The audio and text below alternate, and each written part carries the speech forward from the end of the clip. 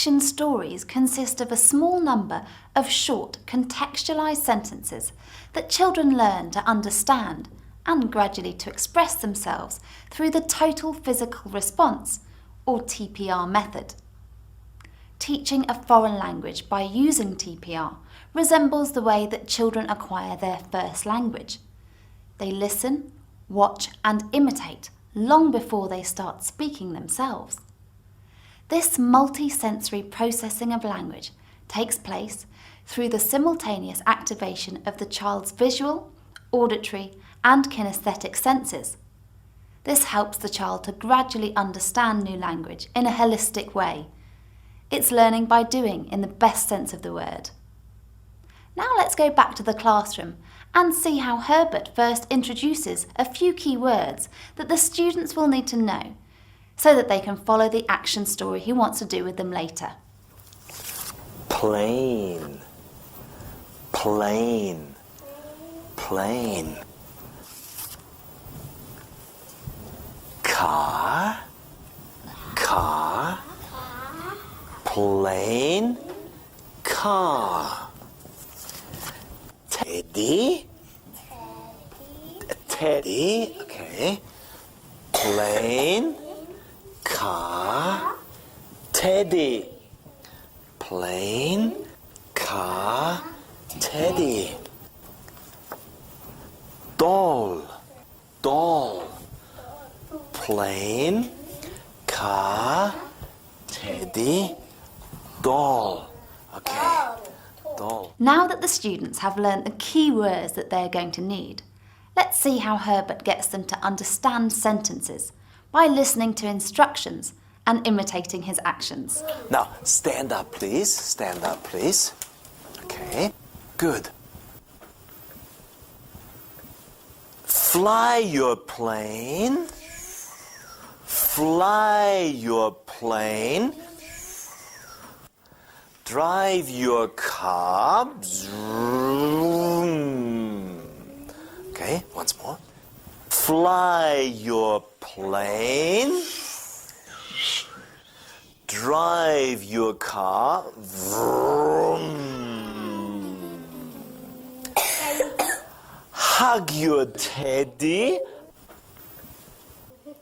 Hug your teddy.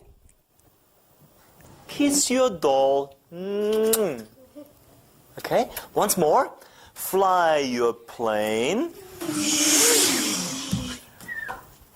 Drive your car. Vroom. Hug your teddy. Kiss your doll. So that was the first phase of an action story. What's important here is that the teacher adapts his or her teaching pace to the student's pace of learning. In other words, the teacher introduces the sentences gradually and one after the other, and always repeats the previous sentence or sentences before introducing a new one. What's also important is that the teacher strictly keeps to the order the sentences were presented in. Next, we'll see the second phase, where Herbert gives the instructions, and it's important, remember, that this is done in the same order as before. But this time, he doesn't give the students a model for the actions. So the children have to listen and carry out the instructions without seeing the teacher act them out. Being in a group gives them security, and they're learning from one another. Now I'm going to sit down. No, you don't sit down, you stand up. You stand up, please, yes, okay. Now you do it, you do it. Fly your plane. Drive your car. Hug your teddy. Kiss your doll. Yes, good. So, what's next? Well, once the students are able to carry out the actions easily, it's now time for the third phase. As before, the students listen to the instructions and carry them out, but with one difference. This time Herbert changes the order of the instructions. And now, no, stand up. And now in jumbled order, jumbled order. Okay. Drive your car. Kiss your doll. Fly your plane. Hug your teddy. Kiss your doll. Fly your plane. Drive your car. Hug your daddy. Kiss your doll. Hug your teddy.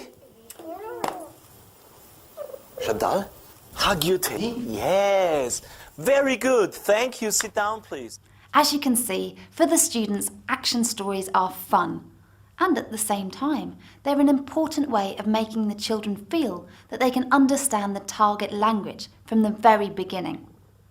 The final phase is when students use a worksheet from their books as they listen to the same action story from the audio CD. Toys.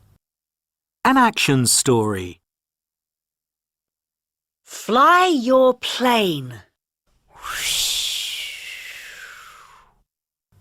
The children listen and put the pictures into the Drive correct your order. car. This consolidates their learning and assesses in an action-oriented way how well they have understood the Hug sentences that your they have just teddy. learnt.